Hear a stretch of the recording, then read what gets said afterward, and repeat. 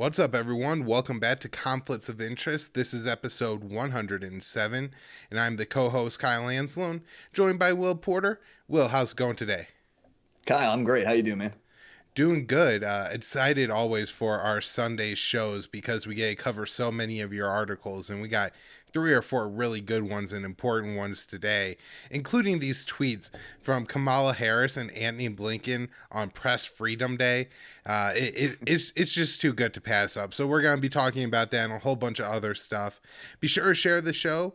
We have the video versions on YouTube and Odyssey, and then social media pages up at Facebook, MeWe, and Twitter. Of course, the show is hosted at the Libertarian Institute, so go to thelibertarianinstitute.org, and you either click on my name at the masthead to get a full list of the shows, or it runs in the right-hand column on that site. That includes the full show notes and everything else, including links on how to donate to the show. We take recurring donations at Patreon and Subscribestar. You can also donate us crypto. We got Bitcoin and Bitcoin Cash addresses in the show notes page, and we appreciate it to anybody who could give us money for doing this show.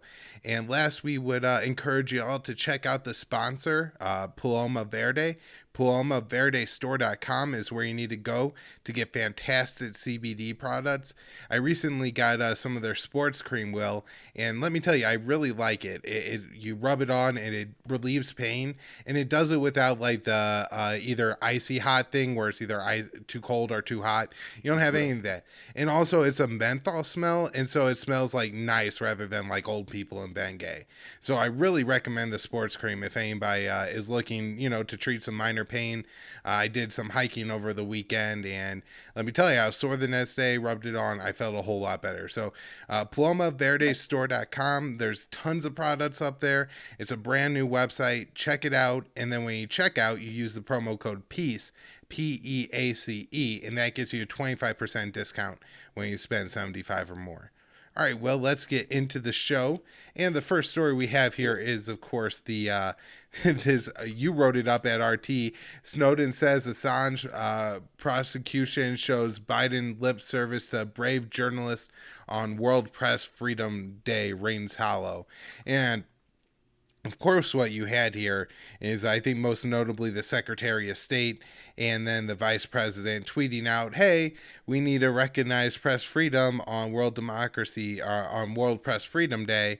And yet, of course, the most famous example of violations of press freedom are on a world stage, Julian Assange and probably number two, Edward Snowden, two people, one a whistleblower and one a journalist, who fled for their life in fear of persecution from the United States. So, Will, tell us what's going on.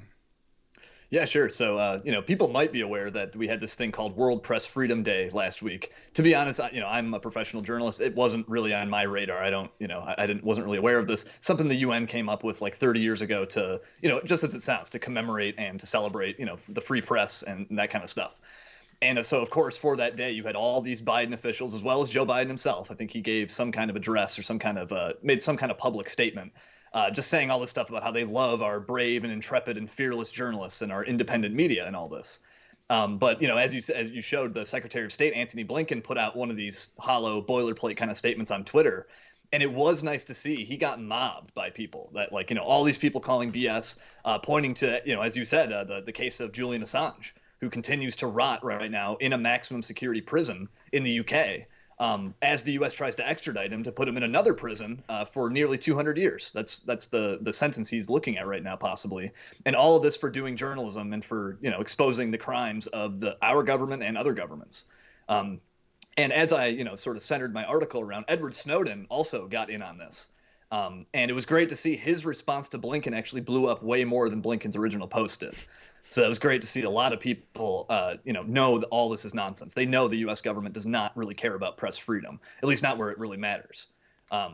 We I think had the Snowden tweet on screen, but for people who just have the audio, I'll read it. He said he's referring to Blinken's statement. He said, quote, "This would be more persuasive if the White House weren't aggressively seeking a 175-year sentence for the publisher of award-winning journalism of global importance, despite pleas from every significant press freedom and human rights organization."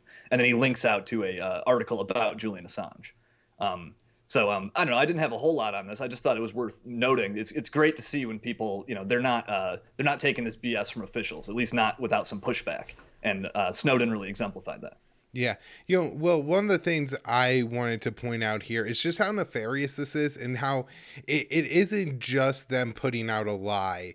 It's them Right. putting out a lie that's part of a narrative that they're going to use to demonize Russia, China, Iran, Bashar al Assad, the Houthis, or whatever other group, the Taliban, that they, I mean, do attack journalists. I think every single one of those groups repress journalists, but the just the outright hypocrisy that the Biden administration just sends Daniel Hale, who was a drone whistleblower, who released really important documents exposing just how morally corrupt the U.S. drone program was, and what happened? They sent him into jail. You know what I mean? There's no press freedom in the United States when you're releasing secrets about the U.S.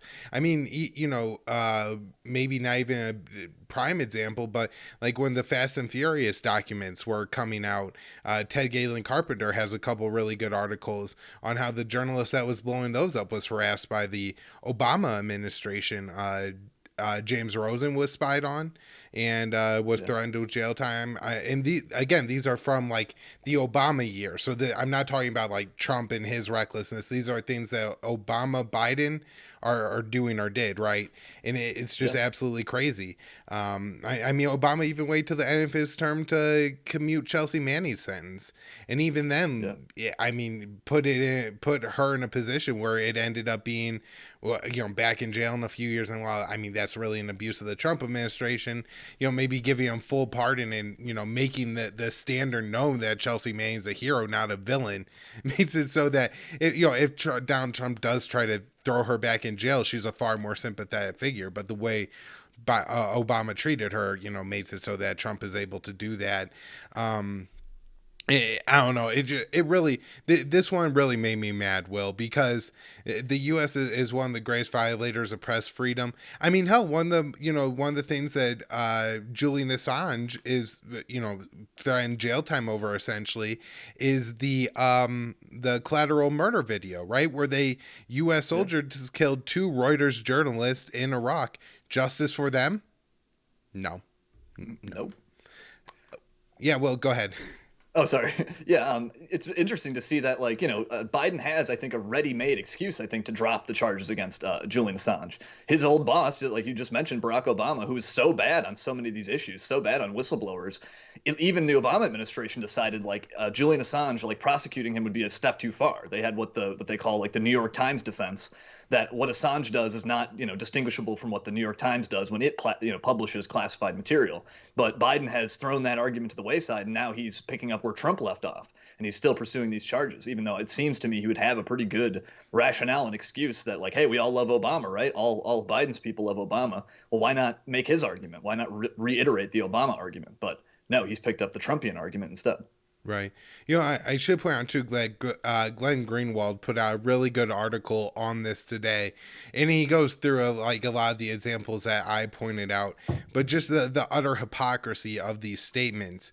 And then, I think on top of all the else, this is the Secretary of State. This is the man that's supposed to be gauging in diplomacy, and here he's setting the narrative for the warmongers to push and create more conflict, particularly with Russia and China. Right, right.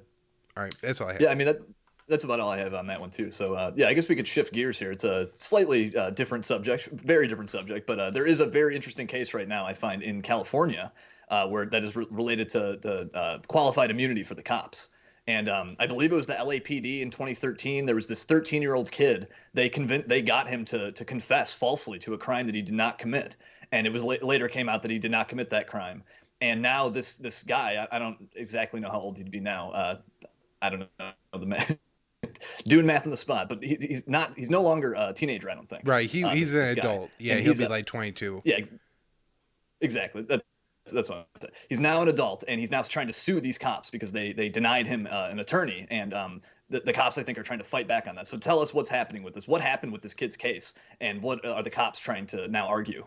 in this. Yeah, well, this is one of those articles, and it's published at Reason, titled "Cops Receive Qualified Immunity for Coercing a 13-Year-Old into Confessing to a Murder He Didn't Commit." That you're gonna read this and be outraged in every paragraph, and think that what the cops did is the most unacceptable, terrible thing you've ever heard, and then you're gonna read the next paragraph and be even more shocked. I swear it. Yeah, I say that a few times, and this is Yeah. just another one of those cases. So the young man's name here is Art Tobias, and in 2013 he was sitting in his school in California, and police officers pulled him out of class to be questioned. And while they were questioning him, they did all these unethical things. But to start, the reason they were questioning him was for a murder, although the officers at the time knew that he didn't look like the description of the murderer, and they had a video. So they pulled him out of class, they showed him the video, and he said that that wasn't him. And in fact, what he says, "Could I have a lawyer, because that's not me?" And so then police continue to question him and say that they have a whole bunch of evidence. So you would think, like, if the description doesn't match, it doesn't match, and police let the 13-year-old go. Not to mention, at this point, they still haven't read him his Miranda rights, or the fact that he's a 13-year-old, you would assume that he would have a right to be questioned with some kind of guardian present. I assume that his mother's in the picture because they actually use his mother against him. But to go on, the Yeah. police said that someone gave him up.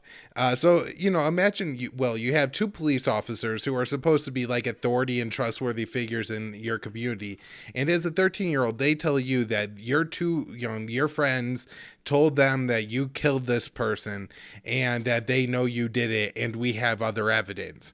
I mean, in a sense, it's kind of hard to stand up against that, even if you didn't do it. Like, I don't know, maybe you did. Also, they start to leverage things saying that, look, if you don't confess, they're going to see you as a cold-blooded gang affiliate murderer, and they're going to throw the book at you. But listen, kid, you're only 13. You got angry. You did this. It's terrible, but, you'll go to jail. You'll get out at some point, right?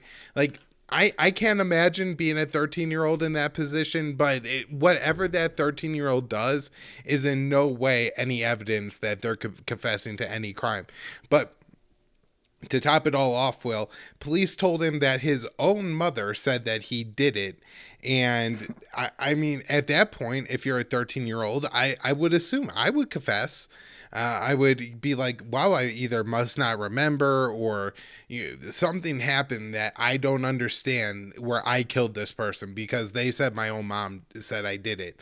And so he ends up in jail, I guess, until June of 15, when he's released. And that's when, the cop threw out the conviction and everything like that. So then now there's the issue of, what did the cops do wrong according to the court, not according to basic morality, because we all know what the cops did wrong. But what did the cops do wrong, as it I guess relates to like the law and them possibly being held accountable? And so there's two kind of issues here, and they found that the treatment he received did not shot the conscious, and only came close to psychological torture, because he wasn't tortured that long. It was only a shorter period of time. I guess had the kid been able to hold out for like 5 or 6 more hours and then confess, then it could have been psychological torture. But they say it's not that, so he can sue him for that, and the cops get qualified immunity for lying to him about the fake evidence and saying that his mom did it and all of that. Which, I mean, I don't know how you don't consider that psychological torture. Judges are supposed to be the moral people in our society. Whoever this judge is should obviously be taken off the bench. But they did say that because the kid asked for a lawyer several times and the cops denied it to him, they did violate his Miranda rights, and he could sue them over that. Which is, finding kind of the little point in the story to say that, he could make a claim on, when obviously the psychological torture he did experience, being falsely told that your own mother thinks you're a murderer when you're a 13-year-old, is psychological torture. No way about it. Especially when this kid had asked for a lawyer. So they were Yeah. holding him against his will, against his rights. And they said that it was because he like phrased it as a question. So, and listen, anybody out there, if you have a kid, you might want to teach them, and this is really unfortunate that you got to teach them this, to not say it as a question, to say it clearly, I want a lawyer, and not to say anything else. Right. And not to believe what the cops tell them. And you know, I grew up where you know the adults told us to trust the police, but no, you can't do that because then your 13-year-old's going to end up in jail for a murder they didn't commit and only confessed to because they were psychologically tortured. And then the torturers will essentially not be held responsible. So, well, I'll let you pick up anywhere from there. Yeah, I mean, I just invite people to imagine this kid was in eighth grade. I think he was taken out of his eighth grade class to be interrogated here. And I just want people to imagine what they were like in eighth grade, and just like what going through this would go. I don't know what this would be like for somebody with those kind of faculties. This would be insanely overwhelming. And I also wonder too, like, fortunately, this guy was able to get out a couple of years. He did spend, I think, 2 years in jail completely unjustly. Doesn't sound like, I don't know. Do you know anything? Is he trying, like, is part of his case saying, like, trying to sue for damages for that specifically? Do you know? I'm not sure how it works because, like I said, they're only allowing them to sue on that, you know, kind of more narrow ground. So I'm not sure. Right. Maybe there's even like a standard of what happens or what the repercussions are when police violate your Miranda rights. You know, Right. it seems that that happens quite a bit more frequently than, not that these false confessions don't happen pretty frequently, but Right. you know, they cops violate people's Miranda rights pretty often. Yeah, absolutely. Yeah, I just wonder how common this is. Like just how many hundreds or thousands of people are behind bars after making a completely false confession, and it just got kicked under the rug. And fortunately, in this guy's case, he did still have to waste 2 years of his life, precious years of his teenage life, in prison for a crime he didn't commit. And how many other thousands of people I think are out there that have had similar situation and they weren't so fortunate to get out. I just people can maybe consider that. Also, I mean, for this kid, how damaging, and for his friends essentially, who I'm sure you know kind of feel the same way, that at any time the police could just come pluck you out of school and throw you in jail for a crime you didn't commit, and you Right. really don't have a choice or a say in the matter. There That's right. seems to essentially been nothing this kid could have done. Maybe had he said I want a lawyer and not said anything, but I mean, he did ask for a lawyer, and the cops deprived him of that. I mean, they told him that his mom said he did it. I don't know Right. how a 13-year-old is supposed to have the constitution to withstand that, in any way that you could possibly blame this on him. And again, there's really no punishment too short for these police officers. They essentially convinced this kid that he committed a murder, so you know you could punish them like a murderer. That sounds, you know, like kind of, people Yeah. say like, you know, women who make false rape claims should face the same punishment that the guy would, you know, should, you know, had it been true. Like, okay, let's Yeah. apply that standard to these police officers, and throw them away for a long time, and then maybe this kid could have their pensions and stuff like that, so he could Right. enjoy what little life he can, or move to a different country where he maybe feels like the police won't pluck him out of his school. Just Yeah. absolutely crazy. Well, I want to Yeah. mention one more story related to the police, and this is from Atlanta, the policeman that killed Rayshard Brutz, and this was the killing. It was in the parking lot of some fast food place. This is with the Alter, taser. yes, yeah. Okay. The Yeah. Yeah. the guy had a blank taser pointed at police, and then Garrett Rolfe was shot and killed him, and was Yeah. outside of Wendy's. That's right. And so Rolfe is charged with felony murder, but he got his job back. And, you know, this seems to be one of the cases, Will, where there's so many layers of like wrong bureaucracy. It's hard to say exactly what the right thing is, but, you know, a police officer who's on crime for murdering somebody on the job probably shouldn't be able to get his job back. So that's one problem. Now, the other problem is it seems like the mayor of Atlanta, Kesha Lance, fired this guy right away in kind of maybe a way to appease the protesters.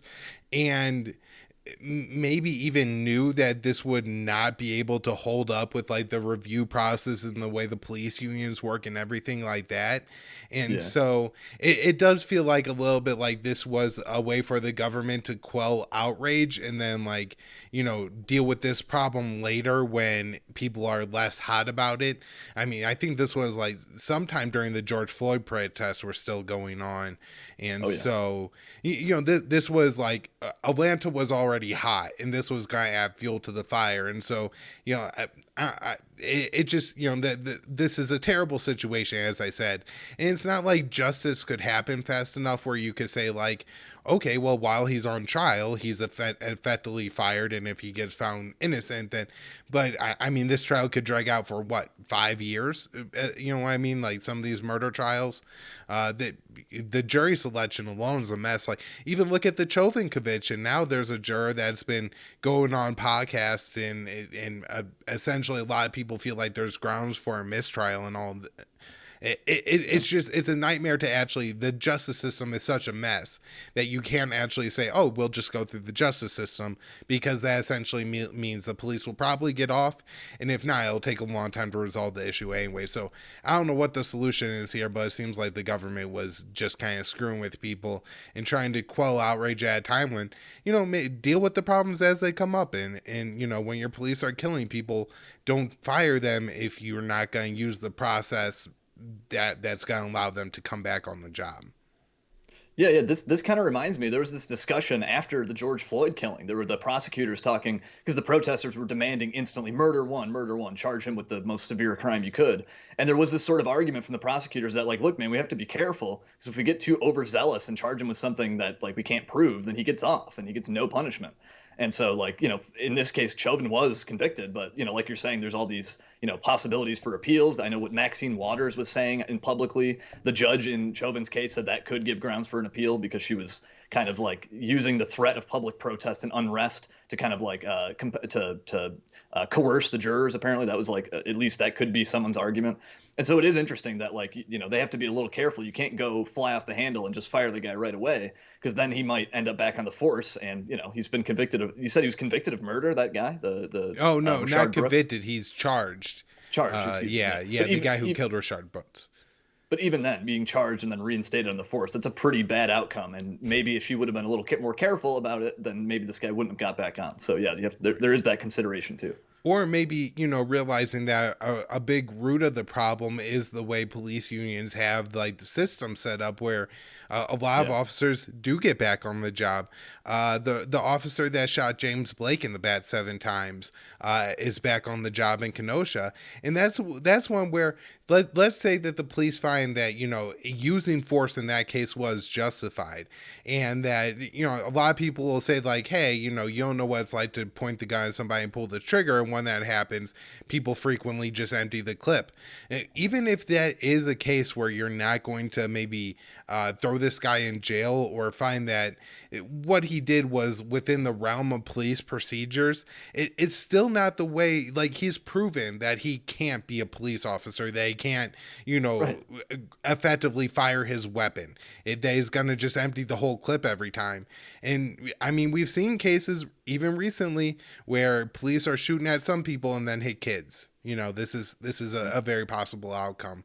And also, anybody else who really wants to look at what police state means and how ugly this could get, what's going on in Israel right now is terrifying. And I know it's a different society and it's a little bit different, but I do see some parallels in the way the cops had towards some of the Palestinians and the way the cops acted towards some of the Black Lives Matter protesters and the George Floyd protesters last year.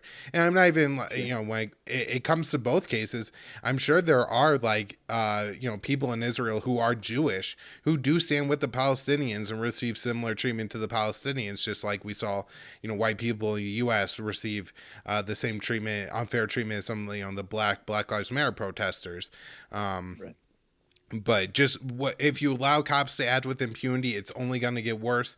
And like I said, this could go in an even uglier, nastier direction where you did you see the video of the cop rolling the stun grenade right next to that little girl?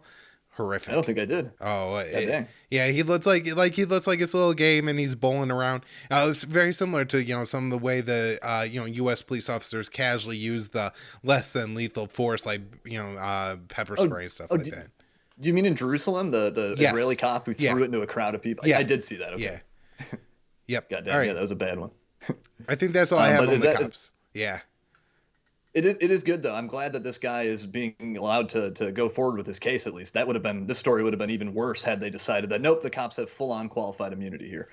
But yeah, just to I guess to switch gears a little bit on this show, we spend a lot of time covering Africa and American and foreign interventions there. I think it's sort of one of our comparative advantages. A lot of people don't look at that issue.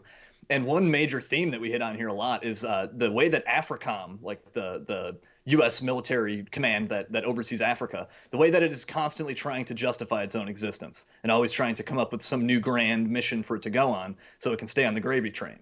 And last week we had this AP interview with the head of AFRICOM, General Stephen Townsend, and he's at it again. He's doing this very thing, trying to give people reasons to justify AFRICOM's existence. He's talking about this new plans for a Chinese base in Africa. So what is the deal with that? Are the Chinese coming to? Are they going to bring communism to the whole continent of Africa imminently?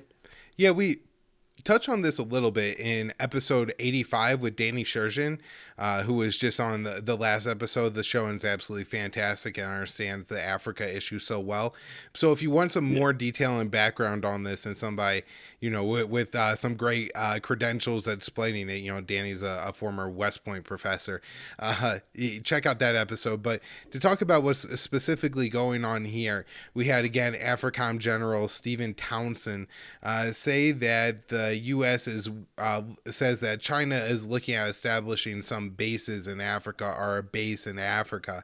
Now, we for people watching, I'll flip to a map of Africa right here because Townsend warned that the Chinese are looking to, I guess, have a port on what is the west side of Africa. So that's the Atlantic coast. That is the side of Africa that's, facing the U.S. And so if you are looking, right now, I believe the only foreign Chinese base, but the only one in Africa for sure is in Djibouti, which is right across from Yemen on the Arabian Peninsula from the Red Sea there. And so, that is a hell of a further, longer way from the U.S. than, say, Gabon. But they don't know where this base is coming. So with the fact that they give the range of countries from Nambia, which is the country just north of South Africa, all the way up, I guess, to what, Senegal or Manchuria, that this base could possibly go into, that tells me that they really don't have a great idea of what's going on, or that the Chinese haven't developed this plan very much, just that they've, looked at having some ports or something like that in the area. Now they say that I guess this would be some kind of repair base, so this Chinese submarine ship fleet could be repaired. I don't know where they're getting this intelligence. They don't say where they're getting this intelligence. They don't say why we should really believe them. They've been making these threats for a long time. In fact, there was a DOD report from 2020 that said that China was looking at Angola. That's the country just north of Nambia. So South Africa, Nambia, Angola, on Africa's west coast there as the potential location of the base. But again, there's really no development on the Chinese side. And really what this is all about is justifying the U.S. presence in Africa and more U.S. bases and stuff like that, which there's tons of them. If we look at a map of Africa and where the U.S. bases are there, it's crazy how many actually bases there are. I think this might be the USA Today article where they actually have the list of the maps, but it's really absolutely crazy, Will, how many bases that we have in Africa, and that now they're worried about another Chinese base there. So it's clearly just hypocritical. Again, I guess if China starts constructing the base, then, evaluate what it is. But at the same time, the best U.S. position is just to establish trade relationships with these countries. That way, they're not looking for Chinese support. One of the things is that the U.S. kind of global world order, the thing that Kamala Harris and Antony Blinken and the rest of them like to talk about, the U.S. international world order, or the world order established post World War II, was supposed to be the humanitarian and the great way to do things in the world, is actually just a way that allows Western countries to, prey on less developed countries and offer predatory loans. And, the decades and decades of that have, really, I think, opened a lot of these countries up more and more to, doing business with China, because hell, you know what you're going to get from the Americans. So, Right. I don't know. Well, anything else on this space, or what the Americans are doing, and then what they warn about the Chinese doing in Africa? Well, yeah. Just one comment on this, because the AP interviewed Townsend. That was where his quotes had originally appeared, and it's really frustrating reading the write up because like they let him relay all these dire concerns about the Chinese building a base there, but the AP article gives no context for the American presence there. I think right now the last figures I'd seen, I think it's 29 American bases in 17 African nations, something like that, and like I think I saw 6,000 soldiers as compared to China's one base in Djibouti, where yes, I think they do have like 2,000 guys there. It's a pretty big installation apparently, but still nothing like what the Americans have. And then not to mention all of our client states in the region, as the great Danny Surgeon was just explaining on our show, with Chad and all these various client states we have in the region doing our bidding. Basically, the AP story mentions none of that. It gives none of that context. Just lets Townsend, paint the whole picture himself. They give no pushback for that. I just found that kind of interesting and frustrating. Now, I think you kind of answered this question already, but I'll just to be sure. You're saying you had not seen any other previous reporting or talk about some base on the Atlantic coast? Because obviously I've heard the general idea that Beijing wants to expand in Africa with the Belt and Road and all that stuff. But like I had not seen anything about specifically on the Atlantic coast. Is this just something Townsend is coming up with himself, or is this something you had seen Oh elsewhere no, too? there was the one DoD report from 2020 where they did specify Angola as a Okay. potential place for the base. But as far as I could tell from reading the report, there really wasn't any reason to think that it would go there, other than China was establishing more relations with Angola. And one of the things that China has done through their Belt and Road Initiative is try to establish more ports and transportation shipping methods between China and other countries. And so what they've done in a lot of countries, I believe Kenya is like a big example, and I'm sure there's plenty of others where China has like subsidized the ports in those countries. And it doesn't seem like those loans are entirely indifferent from some of the IMF loans, where Right. the government is putting a hell of a lot of collateral on the backs of the people, and that these may be corrupt governments that China is doing business with, and so it may just be theft from the actual people of these countries. But again, this is just geopolitics. Right. Yeah, so this is just the latest, it seems the latest example of AFRICOM just trying to, explain why they should exist and why they should keep getting money and all that. Staying globally engaged, I think, is the phrase they like to use for making up reasons to exist. Yep. But that's all I had on that one. All right, well, so I want to move on and talk about this IP issue. And before, when I was talking about the US like kind of global order, or I don't know how they like to phrase it, all their little euphemisms for everybody has to do what the US says or we're going to sanction you or go to war with you. Um Yeah. those I think part of that is protecting US IP. One of the main issues that they have with China is that China violates our IP, and so intellectual property. And one of the hot kind of pieces and topics of intellectual property right now is the COVID vaccines. That there's a lot that goes into this. So they were heavily subsidized by the U.S. government. This isn't like a private business developing some great new product and then trying to market it. It's like Lockheed Martin developing a new jet engine. Right. It could be great that they developed it, but at the same time, them claiming that they own the right, that they're the only company that ever gets to make that kind of jet engine, that seems a little ridiculous to me, Will. And so that's one of the things I think going on here. But the big debate is whether Biden should open up the vaccine IP or not. And then I mean, how much could this be worth? Because I think you wrote up this week how they're planning on giving us booster shots every year. So Yeah. I guess start where you want, Will, either with the booster shots or the IP. But I think there's a lot of like really important stories in here. And while I mean, I know this doesn't seem like the traditional foreign policy story. I really think it does represent one of the reasons why they're so dependent on the U.S. empire and the U.S. world order, and the financial system going through the U.S. dollar, and the U.S. military being able to back that everybody uses the U.S. dollar. I think a big part of that is protecting the IP. So, well, go ahead.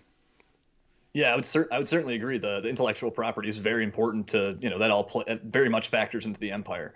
And yeah, as you said, there has been this proposal. I think it was first floated in the World Trade Organization like 8 months ago or so, like last October, to suspend intellectual property rights for COVID vaccines, like globally. So not just for the American companies, but for everybody. And the hope with that would be to, obviously let smaller manufacturers produce generic versions to give them access to the data and information they'd need to produce that. And that the hope is it would speed up distribution, and especially in like third world countries. I believe India is one of the major, one of the major nations pushing this, and they are one of the largest like developing countries. And they're saying this would benefit them to suspend IP. The Joe Biden administration did just come out last week and I think endorse this idea. To the horror of a lot of pharmaceutical companies. You had this body called I think it's the International crap, what is it? I have the name somewhere right here. International The Federation of Pharmaceutical Manufacturers, IFPMA. First line in your article, Will. Yeah, it's weird. I wrote it. I don't remember this. But yeah, this group, they represent all the world's largest pharmaceutical firms. AstraZeneca, Bayer, Eli Lilly, La Roche, GlaxoSmithKline, Johnson & Johnson, Pfizer, Merck, virtually all of the world's largest big pharma firms. And this organization, which represents all of them, came out immediately after Biden endorsed this IP plan to suspend IP. And they're, making a big stink about it. They're saying this is going to, screw up the whole global distribution. This is going to be such a big, it's going to be a disaster. And it kind of makes sense why they're up in arms about this. They're making a lot of money. A lot of these companies are raking in billions of dollars off these vaccines. Like Pfizer, I think, has made just in the first quarter of 2021, they marked like 900 million in just profits out of like 3.5 billion in revenue. And then I think Moderna expects nearly 20 billion in revenue over all of 2021. So like this is big business, and I think they see their bottom line threatened. And certainly I'm not opposed to companies making money, making products that help people. But in this case, we are talking about using, like, I think you could call IP effectively a state enforced monopoly. They're using government power to make it so that people can't compete with them. And you kind of hit on this too, but like Pfizer, for example, one of the major components of their vaccine, they licensed that intellectual property from the federal government. So it gets a little bit complicated when you're talking about like who has rights to what. And like personally, as a libertarian myself, I don't believe in IP. I don't think that IP rights are the same thing as like, I don't think a claim over an idea is the same as a claim over a physical piece of property. And if people want to get into the weeds on the theory on that, they can go look up Stephan Kinsella. He's been, I think, the best on explaining this position on IP from the libertarian perspective. But nonetheless, I am pretty partial to this idea of waiving the patents and IP rights over this stuff. But obviously, Big Pharma is going to be fighting this tooth and nail, and we've already started to see them do that. And one of the reasons I think one of the reasons they're so alarmed by this, I guess, is because they see so much money in this vaccine business. And just this week, we have Pfizer, in another story, we have Pfizer requesting full FDA authorization for their vaccine. And just as they're starting to do that, we have all these pharmaceutical companies coming out and saying maybe these vaccines, which we've been told all along are just 1 or 2 doses. I think Johnson & Johnson is 1 dose. All the other ones are 2 doses. But now they're telling us, hey, we actually might need to get regular yearly booster shots for these things. That like maybe these vaccines are never going to go away. And so I think that's kind of a big deal. Like look, I understand that throughout this pandemic things have kind of been uncertain, but it really does seem like we've gotten a lot of bait and switch, from these people. That like the vaccines that were supposed to just be 2 doses, oh, now actually you're gonna have to take them from now on, and to inflate these companies' bottom line, to be sure. And we were also told 14 days to flatten the curve. That actually meant a year or 2 years, or maybe just they'll tell us when we can go back outside. It seems that we're kind of approaching that point. 2 weeks was simply a lie. That was not true, and they knew that. There were the masks. We've heard all kinds of contradictory stuff from health agencies. Every major health agency originally said the masks might even give you a false sense of security and wouldn't help that much. And now we all know that there's like a cult around mask wearing and just how helpful they are.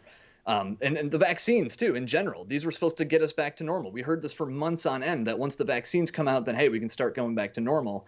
And now that they're out, now it's, oh, well, you still have to wear masks. You still have to stay away from people. Your business still has to operate at whatever percent occupancy. It just seems like every single thing they've told us here has been a bait and switch. And that includes this idea of the vaccines that were supposed to just be this sort of one-off thing. And now it's turning into this long-term, give us money forever to inoculate you forever. So it just seems like we're being gaslit over and over and over again. Like if I were more of a truther, this would seem like some kind of like plot to drive everybody insane. Like, I'm not saying that it is some grand conspiracy, but how would it look any different if it were? Right, right.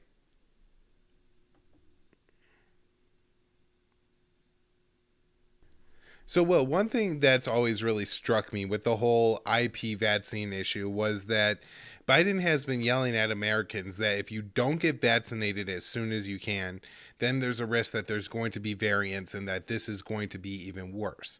And so it never squared with me how every American has to get vaccinated right away, or else there could be variants that are vaccine resistant. But at the same time, we're going to protect the IP. And, for all intents and purposes, as far as it goes, at the very least 4 months, right? They're going to be behind. If a Biden had come in and said, the first thing we have to do is stop this virus and get everybody on the planet vaccinated, because look, the variant develops in India or Israel or Mali, it doesn't matter. Like, it's gonna come to the U.S., right? Like, obviously there's nothing you could do to contain a virus where you could the symptoms are so common and you could have it, a mild case and stuff like, what I mean? This isn't Ebola Yeah, where there may be ways to actually like try to contain it or something like that. So if you're not trying to get every person on the planet vaccinated as soon as possible, then you're not serious about being absolutely terrified about this. And so that's really stuck right. out as a hypocrisy to me. And I think it was I forget this guy's name. It's like ADY, I think is his first name. He's a guy that has I believe like some pretty advanced either MS or Lou Gehrig's disease, and he asked Biden about this like a year ago, and Biden like immediately affirmatively said that we would patents out the window, like everybody's getting vaccinated. And of course that's not what happened when he came into office. And so I think that was a real black eye when that video came out, because it just showed that he's a liar who's a slave to corporate profits and will say what he wants to say to you before he gets elected so that he can get elected, and then afterwards will pay off the people who helped him get elected financially. And so that's been a big issue of mine on this. Another issue I think I see here, Will, with the whole revoking the IP for these medicines is, I'm not saying that COVID doesn't exist, but if you look at as scheme of things and like medical illnesses and what kind of like numbers of lives we could save by getting rid of IP and making medicine cheaper, it's a real Yeah. slippery slope. I think you could save a hell of a lot more lives in the third world by, removing IP on some more commonly used drugs than you ever could. By with just particular the COVID vaccine. And so I think once you look at the numbers, it's going to be a really hard argument to make. And then too, when they're looking at developing like vaccines for something like HIV, where if that they do develop that and then they could any African country could produce that, I mean that would be fantastic for Africa. But there's an Yeah. awful lot of I think companies that are going to see the big pharma companies are going to see this as a real issue and a real threat. And I don't know if you know all the mechanics, Will, of how Biden is redistributing this IP, but it doesn't seem to me that he's just like, we're putting all this information out there publicly, and any company that's able to look at the formula and produce what we produce, here it is, you can make it. They're giving it to the WHO to distribute. And so my guess is that Pfizer and the rest of them are going to receive kickbacks on all these vaccines. That's just my speculation. I was just wondering if you had any idea of how this is actually going to technically roll out. Now, the last I had actually seen, I didn't actually see that they had moved forward on this. I had just seen they endorsed the idea that like the World Trade Organization's talking about this floating this IP waiver, and like we think that might be a good idea.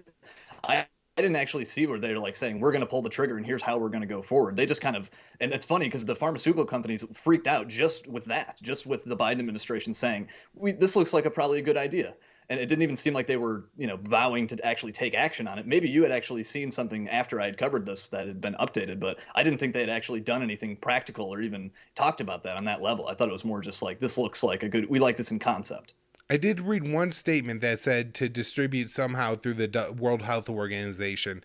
But even then, it wasn't saying we are going to do this. It was saying that we could do this or we'd like to do, you know what I mean? Right. Yeah, This exactly. Yeah. distinction there. Well, I think that's all I have on the vets. Oh, the 3 a year thing. That's just who knows how this is, especially when their profits are all invested in this. They're making a ton of money off of it. I think Yeah. they're going to continue to push it, and and people are still wearing masks. I got So one. yeah, go ahead. Yeah, I just think this is kind of like it just illustrates like this is sort of the model of like American corporatism is like the state will help these companies, produce their product and stuff, and then they get to full on privatize all the, all that they make off of it. Yep. So like I don't know, I would like the state to be not involved at all. I don't want the state to really make corporations do anything, but then don't help them and don't build them up and give them all these advantages if you don't want that. So that's Right. kind of No, my stance. it's important to realize that this is a huge piece of like corporate welfare. It's a handout to these big companies, and they're raking the profits off it. But let's end with some good news today. I guess kind of, Yeah, right? We're talking I about think so. Yeah. the pretty badass here, Medea Benjamin, and some of her recent activities, activism. So, Will, tell us Yeah. what she was up to.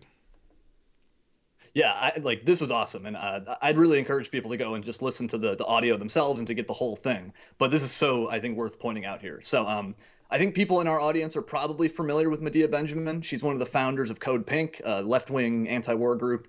They call themselves a social justice group, as you might expect. But last week, General Dynamics, one of the world's largest arms dealers, held their big shareholder meeting. I'm not totally clear if this was like virtual or just held partially virtually or exactly how that went. I didn't actually see video of it, just audio. But somehow Medea Benjamin was able to gain access to this meeting, and she absolutely laid waste to the CEO of this company, Phoebe Novakovic, right to her face, or virtually to her face. But she was able to get the floor, get the mic at one point, and she talked about how General Dynamics bombs are slaughtering innocent civilians all over the world, and specifically in Yemen, she cited this one marketplace bombing. I think she was actually there in Yemen when this happened in 2016. But this, marketplace bombing that killed over 100 people, including 25 children, that used a General Dynamics munition. She talked about how the company, they support all these terrible repressive regimes all over the world with their weapons. Saudi Arabia, she hit on repeatedly, but she mentioned Egypt and the UAE as well, and said like, how can you support these regimes? They are committing acts of evil. They are evil, and you are supporting them.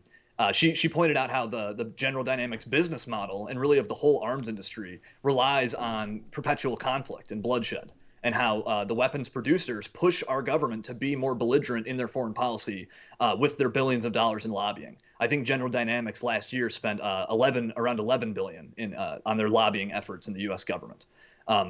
And even better, one of the best parts of this was General Jim Mattis, Donald Trump's defense secretary, was there.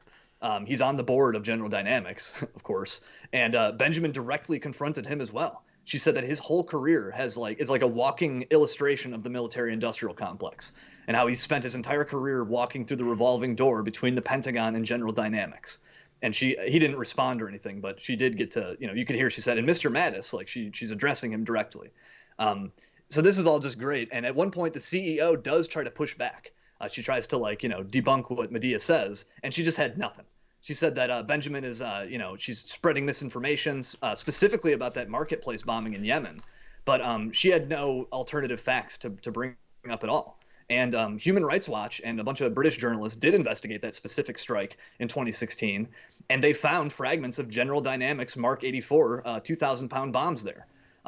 So this CEO can deny this all she wants, but what are you telling me? Your bomb fragments magically materialized in this random Yemeni village in the middle of nowhere that also just happened to be the site of a Saudi bombing, and General Dynamics sells these weapons to the Saudis. So like, give me a break. You're telling me that like she was trying to dismiss this as disinformation, and she's saying how, oh, a lot of like falsehoods get spread around on the internet, but that one was very like locked down. And I wonder, I think that's probably why Medea brought it up, is because it was so well investigated and clear. But it was just excellent. I don't know. I'd really encourage people to watch this. I didn't, I can't recite every last thing she said, but all of it was really good. It was really heroic, I think. Yeah, well, I sometimes get a lot of pent up anger because these people get to get away with this, and then they get to have their little conferences where they all eat fancy meals and dress fancy and ride in fancy cars, and everybody, Yep. is so interested in what they have to say and it's just hanging on their every word and believes all of it. And for somebody to get up there and to like stick, not literally, but stick their finger in their chest and be like, listen here, you're a blood soaked warmonger, and this is just absolutely disgusting. Like, this whole thing is a charade, and I'm here to like bring reality to the situation and to rain on your little parade and like show you all that what you're doing here is getting rich off of people dying. And like, I want to scream it at these people, and so it's really nice that somebody does it, and then for it to be Medea Benjamin, of all people, is absolutely fantastic. Because Yeah. you know what I mean, like, if I'm up on the stage yelling and screaming at people, they're like, oh, he's a threat and we're gonna like tase him and tackle him. Right. Active Yeah, shooter or something. right. And she's so good at like, being very prompt, like really phrasing what she has to say and being able to say it in a situation where I'd be nervous as hell. You know what I mean? You're in Yeah. front of all these people. If you look like an idiot, you're really gonna look like an idiot. Like, you invaded Yeah. this, like, their private meeting, and you start screaming about at them. And if you're wrong, you're gonna look like a true jackass. And like, she just knocks it out of the part. So, um, Medea Benjamin, absolutely awesome. I keep hoping, specifically this kind of activism, and like the articles she writes, usually with Nicholas Davies or Ariel Gold, are Yeah. absolutely awesome. So keep up the good work there. And this is, some Yeah. good news to end on here, Will. Absolutely. Like Code Pink's not perfect. I've had some issues with them in the past. They've been a little squishy on the Afghan stuff sometimes, but you can't, I don't know. I think seeing something like this, I don't think you can hold a grudge like that. And I think you ought to, people should check this video out. I think they'll get a lot of satisfaction out of it. Yep, absolutely. Oh, well, I did want to mention just one thing while we're talking about the military industrial complex, because, one of the things that they'll say is that we're saving all of your lives and our military equipment checks Russia and China. And usually, well, we take it from the angle of, they're inventing all these threats and we really don't have to be that concerned. But another thing to point out is they build really crappy military equipment. And look, I'm not saying that like with the vast volume of the U.S. military equipment and nuclear arsenal and all of our technology and stuff, that they would lose a war with China or anything like that. But just a recent story, the entire fleet of the B-1B bombers have been grounded since April 20th. Now, I believe like like if the US went to war, they might be able to fly like a mission in the state that they're in. But apparently that there's a huge problem with the fuel filters, and that the fuel filter housing, and that alone grounded the fleet to where they had to like go through, and they're just now saying that the first batch of them are safe for air travel again. And it would be one thing if this was like a thing that me and you cherry picked and talked about once, but how many times with particularly our aviation and naval programs they're just a catastrophe. The Ford class of aircraft carriers, the lifts and the propulsion systems don't work right, and so if you're in war, it's really hard to effectively use an aircraft carrier if you can't get ships from below deck to above deck consistently. Was it the Zumwalt class of destroyers still don't have a main weapon? They built a ship that the main cannon on it, the rounds cost $1 million a piece, and so then they just decided to take the main cannon off it. A destroyer, I guess it'd be one thing if it was a tugboat. You don't have a big cannon on your tugboat, but then the Right. ship, it's one of these things too where the ship, I guess, can't really perform many missions because it doesn't operate well in unsteady water. So it's not even like you could use it as a rescue vessel. Like, oh, I'll just make it a Coast Guard ship. And so, and it's like this for like every class of ship and plane too. Specifically, the F-35 is such a disaster. But this is just another example of it. Will, so anything you have? If not, go ahead and wrap up. Tell people where they find your work. Yeah, sure. Yeah, I just find that's funny. That's the whole incentive structure of the whole military industrial complex. Is just keep shoveling billions into there, even if it produces garbage, and we'll just keep throwing more money at it. And it ain't our money, so who cares? But yeah, if people want to find what I write, the best place to do that I think is to check out my Twitter handle. I'm just at the Will Porter. That's probably the one stop shop for all my stuff. All right. I'm at Kyle Anzalone underscore on Twitter. The show is at con underscore interest. You can find all my work at the Libertarian Institute. Also, check out antiwar.com, where I'm the opinion editor, the viewpoints there.